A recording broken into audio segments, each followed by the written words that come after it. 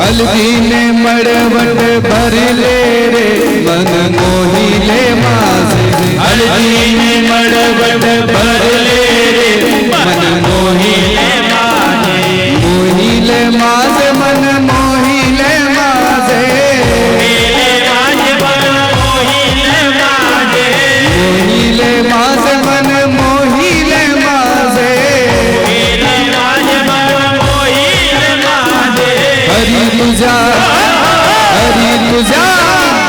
हरि तुझा मुरली ने सारे मन मोही ले मास। हरि तुझा मुरली ने सारे मन मोही ले मास। जय हो।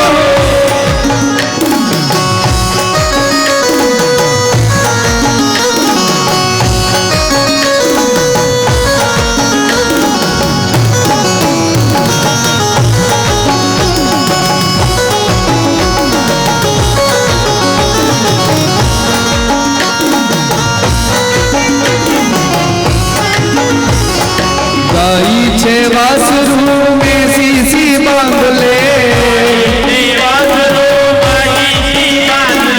गाई छे वासरू में सीसी बांध ले।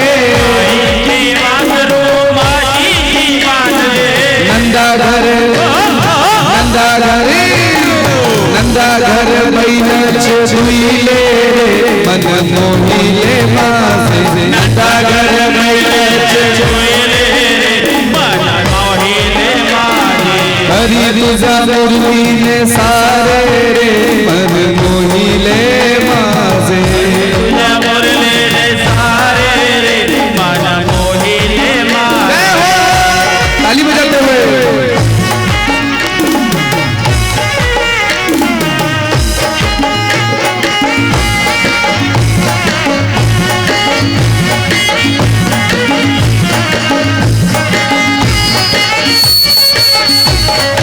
एकार जनार्दन पूर्ण रूपे।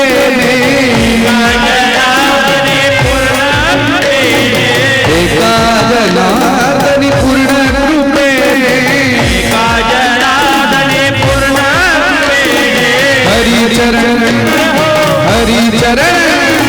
हरि चरण मस्तक कठे मिले रे मन मोही ले मास। हरि चरण मस्तक कठे मिले रे मन मोही ले मास। हरि चरण मस्तक कठे मिले रे मन मोही ले मास। हरि चरण मस्तक कठे मिले रे मन मोही ले मास। मोही ले मास मन मोही ले मास। मोही ले मास मन मोही ले मास।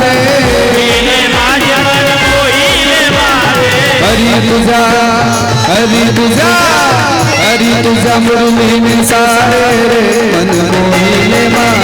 हरि तुझा मुरली ने सारे रे मन मोही ले मास। हरि तुझा मुरली ने सारे रे मन मोही ले मास। हरि तुझा मुरली ने सारे रे मन मोही ले मास। हरि तुझा मुरली ने सारे रे मन मोही ले मास। हरि तुझा मुरली ने सारे रे मन मोही ले मास। बोलो भक्तवत्सल भगवान की है। तेरी बंशी पे जाऊं बलिहार रसिया मैं तो नाचूंगी तेरे दरबार रसिया। ओढ़ के आई मैं तो लाल चुनरिया।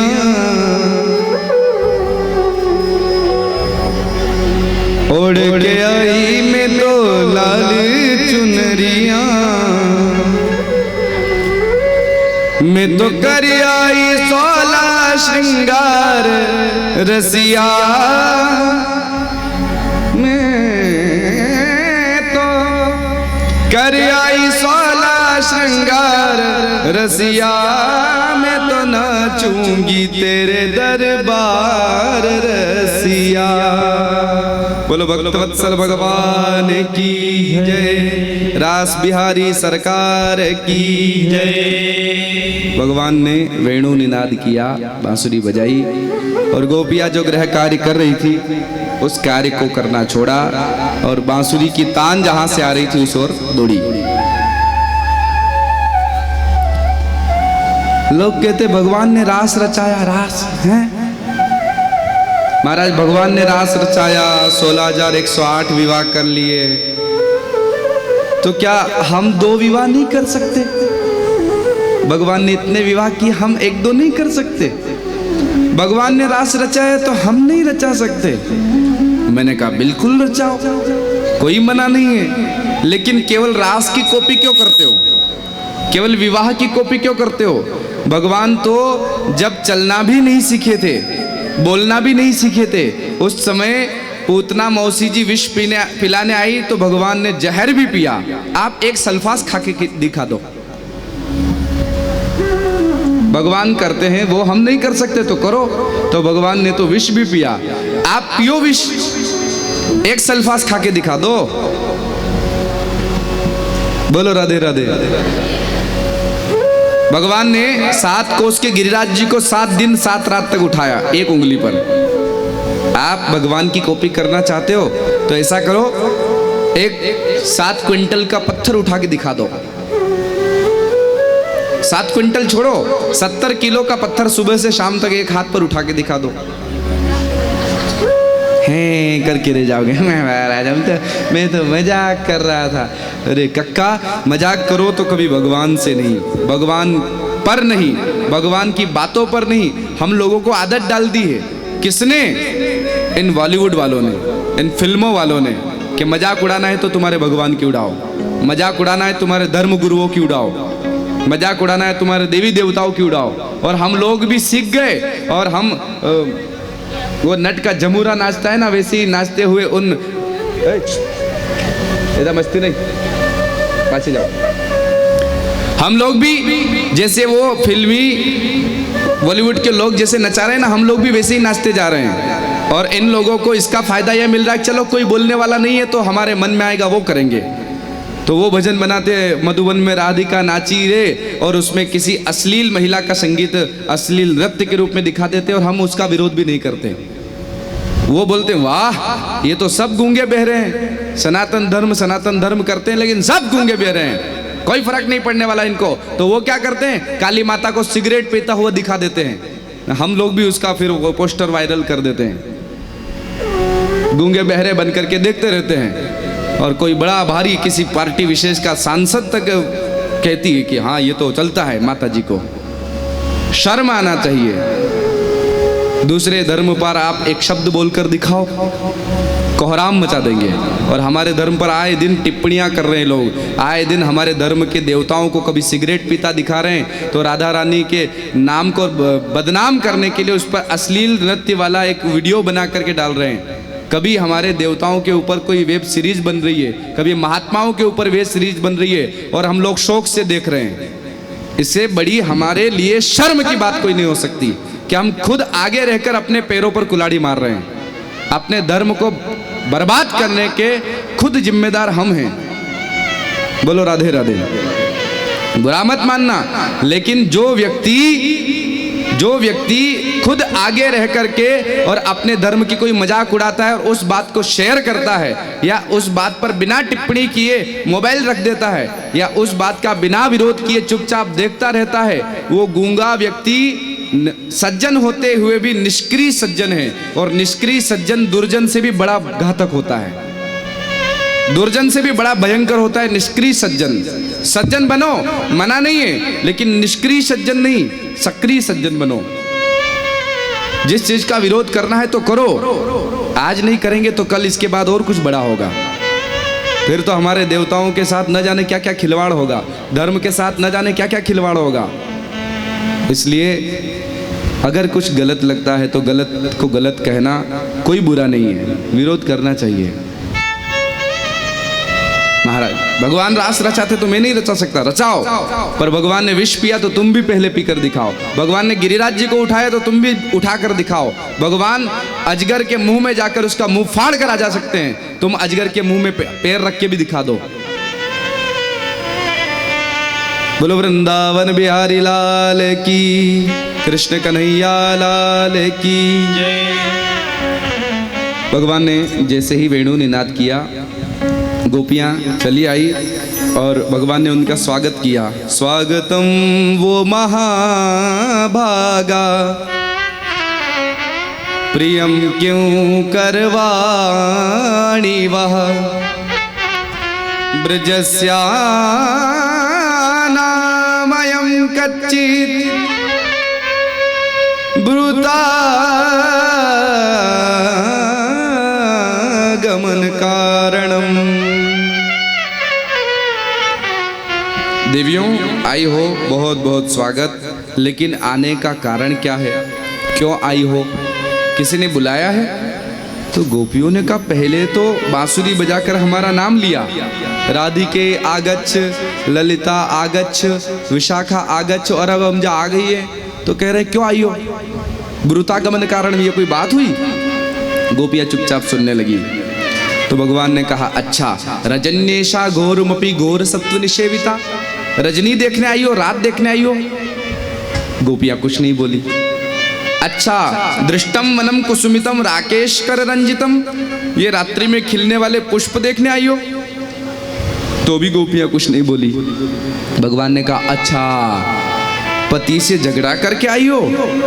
अरे देवियों बहुत गलत बात।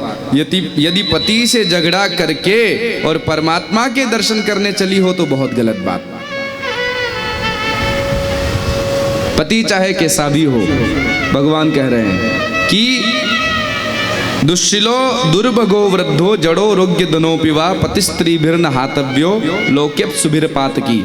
पति चाहे दुश्शील हो, दुराचारी हो, दुर्भगो अभागा हो, वृद्धो उम्र में बहुत बड़ा हो, जड़ो अर्थात मूर्ख पति भी मिल जाए, रोग्य बीमार पति भी मिल जाए, दिन भर खाट पर पड़े पड़े खाऊं खाऊं खाऊं खाऊं खाऊं खाऊं करता ही रहता हो, ऐसे पति का भी साथ देना चाहिए, न कि उसका साथ छोड़ करके पप्पा के घर जाना चाहिए। बोलो राधे राधे। आजकल पापा की परियां ऐसी है कि पति से थोड़ा सा झगड़ा हुआ कि दौड़ के मैं तो चली मेरे पप्पा के घर, हैं? उसका पूरा घर बिगाड़ करके, उसका पूरा जीवन बिगाड़ करके और जा करके माँ बाप के घर बैठ जाती है। और वहां जाकर के फिर दो चार उसकी आस पड़ोस की बहनें आ जाती सिखाने के लिए, बहुत बढ़िया किया तूने यहाँ आकर के, हाँ नारी शक्ति हम ऐसे दबकर रहेंगी क्या, और ऐसी बातें सिखाती है कि थोड़ी सी गलती पर उसको भी मालूम नहीं चलता कि वो सीख दूसरों की सीख लेते लेते और ऐसा बड़ा कदम उठा लेती है कि दिया केस ठोक करके पति पर ही कि साहब मुझे दहेज में ऐसा अवमानना की गई, दहेज के लिए मुझे मारा गया, मेरे पति ने तो गर्दन दबा दी, मेरे सास ने ऐसा मारा, मेरे ससुर ने, देवर ने, जेठ ने मिलकर मारा। जो नहीं हुआ वो भी घटनाएं उसमें लिख देती है और महिला थाने में जाकर खड़ी हो जाती है। वो जो एक उसके पति जो है, उसके पिता ने पूरी जिंदगी में जो इज्जत कमाई ना, वो 2 दिन पहले आई बेटी जिस घर से आई, उसके माँ बाप के संस्कार क्या पता क्या रहे होंगे कि उसके वर्षों की कमाई हुई इज्जत को 2 मिनट में पानी के जैसे बहा देती है, बर्बाद कर देती है। ऐसा कदम उठाने से पहले जरा सा विचार करना कि उस पिता ने जो जिंदगी लगा दी इज्जत कमाने में, तुमने 2 मिनट में जाकर के उसके पिता को थाने में खड़ा कर दिया, उसकी क्या इज्जत रही? वो तो जीते हुए भी मुर्दे के समान हो जाता है। हे राम राम राम, आज तक मेरे घर पुलिस नहीं आई, आज तक मैं थाने में नहीं गया, और मेरे घर ये कैसी बहू आ गई जिस बहू ने मुझे थाने में खड़ा कर दिया, जिस बहू ने मुझे ले जा करके कोर्ट के चक्कर कटवा दिए। वो बेचारा घर से बाहर नहीं निकल सकता। कई लोग आए दिन आत्महत्या कर लेते हैं और जीते भी हैं तो उस टेंशन में इतनी बीमारियां उनको घेर लेती है कि वैसे ही मुर्दे के समान हो जाते हैं। और इसका सबसे बड़ा कारण होता है वो उस घर की बहू जो 2-4 महिलाओं के सिखाने में आ करके और पति पर केस ठोकती है, ससुर का नाम, सास का नाम, सबका नाम लिखवा करके जरूरी नहीं कि आपके पिता के घर जितना सुख मिलता है उतना ससुराल में भी मिलेगा, पर थोड़ा सा आपको भी धीरे धीरे बदलाव करना जरूरी है। कई घर वर्तमान में बिगड़ रहे हैं। 100 में से आप यूं मानिए कि 80% घर टूट रहे हैं। और आप इतना बड़ा भी सपना मत देखा कीजिए कि ये पति नहीं मिला ठीक तो ऐसा करती हूँ तलाक दे देती हूँ, पढ़ी लिखी हूँ, दूसरा पति बढ़िया मिल जाएगा। दूसरा इससे खराब मिल गया तो क्या करोगी? क्या तीसरा पति करोगी, चौथा करोगी, पांचवा करोगी, जिंदगी भर यही करोगी? ठाकुर जी भी कहेंगे कि मैंने मनुष्य शरीर के देकर भेजा था कि बढ़िया पति की सेवा करना, माँ बाप की सेवा करना, सास ससुर गुरु की सेवा करना, मेरी उपासना करना और ऐसी धर्मशील बनकर रहना कि अगली बार जन्म ही न लेना पड़े, वैकुंठ मिल जाए। पर हम ऐसा कर्म करेंगी तो जरा विचार करो वैकुंठ कैसे मिलेगा, स्वर्ग कैसे मिलेगा, और तो और अगला जन्म भी भगवान मनुष्य का देंगे या नहीं देंगे? थोड़ा विचार करो। नहीं तो 84 लाख योनियां हैं भगवान के पास, मनुष्य योनि छोड़ करके बाकी योनियां सब बेकार है, क्या पता किस योनि में भेज दे। इसलिए थोड़ा डरो। आज भगवान ने कहा तुम चली आई आधी रात में, पति कैसा भी हो उसका सम्मान करो, अपमान नहीं। अधनों पिवा अर्थात निर्धन पति भी मिल जाए, गरीब पति भी मिल जाए तो ऐसा नहीं कहना कि मेरे पापा के पास तो बहुत पैसा है मैं तो चली जाऊंगी, तुम्हारे पास कुछ नहीं। भाई जहाँ विवाह हो वो भले निर्धन हो, अमीर हो, गरीब, कैसा भी, लेकिन जिससे विवाह हुआ है उसके साथ जीवन यापन करो और कोशिश करो कि मैं इसे सुधारूं, मेरे सास ससुर को सेवा करके प्रसन्न करूं। बहिणा बाई उनका रूप लेकर ठाकुर जी आए तो ठाकुर जी ने ऐसी सेवा करी कि सास ससुर पति जेठ जितने भी थे घर में सबको सुधार कर रख दिया। किसके बल पर? सेवा के बल पर। भगवान ने ये नहीं दिखाया कि मैं भगवान हूं इसलिए ये सास सुधर जाएगी, उन्होंने सेवा के बल पर सुधार कर दिखाया। बोलो राधे राधे। तो सेवा का मौका मिला तो सेवा करो, घर छोड़ करके भागो मत। और भगवान कहते हैं कि चाहे भोला भाला पति मिल जाए तो यूं समझो कि विवाह हो गया भोलेनाथ के साथ। है मेरा भोला है भंडारी। हाँ, इन माताओं को बस यही लगता है गुरुजी मेरे पति देवता ना बहुत भोले हैं, लगता है कि नहीं? और दूसरा भगवान कहते हैं अगर सीधे साधे मिल जाए, मर्यादित मिल जाए तो यूं मान लो कि मेरा विवाह भगवान श्री राम के साथ हो गया। राम जी मर्यादित, ऐसे मेरे पति मर्यादित। और अगर ऐसा पति मिल जाए जो दिन भर खिल जब घर में आए घर से बाहर जाए तब खी चलता ही रहे, ऐसा पति भी मिल जाए तो यूं समझो कि हमारा विवाह भगवान कृष्ण के साथ हो गया।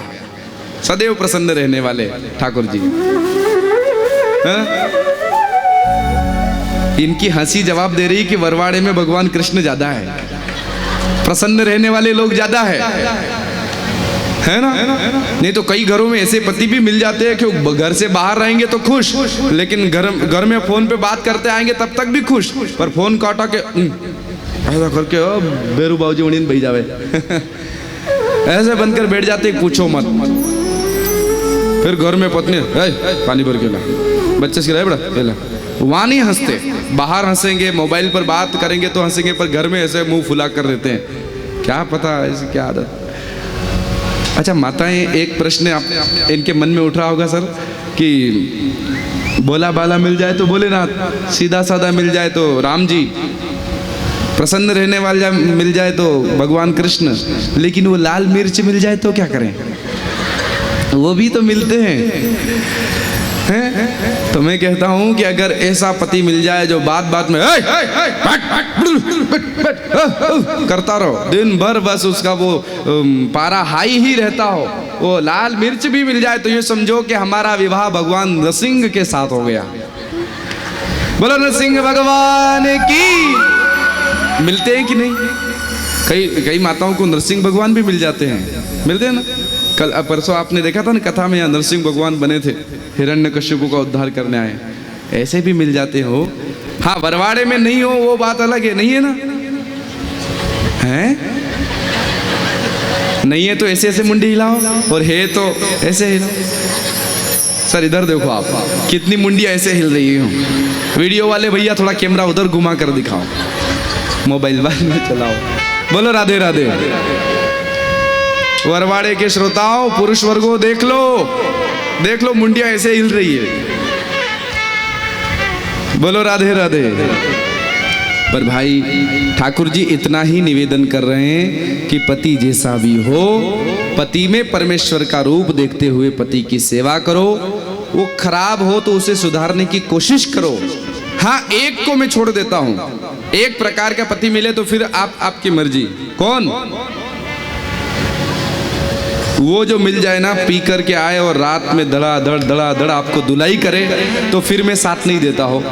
हाँ, माताएं कहती बाद में, गुरुजी आपने तो कह दिया कि सेवा करो, पर वो हमारी रोज आके सेवा करते हैं, धुलाई करते, तो ऐसे कि कैसे चरण सेवा करें?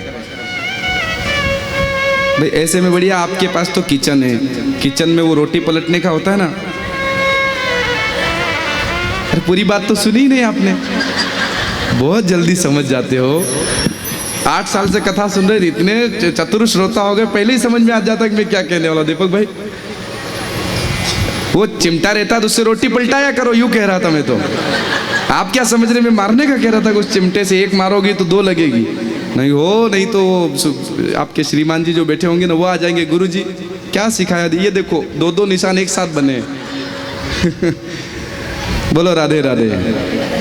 गोपियां सुनती रही, ठाकुर जी कहते रहे, पर गोपियों ने कहा सरकार आपकी बात मानी, चली जाएं हम घर, लेकिन मैवं विभोरहति भवान गदितून्द्र शंसः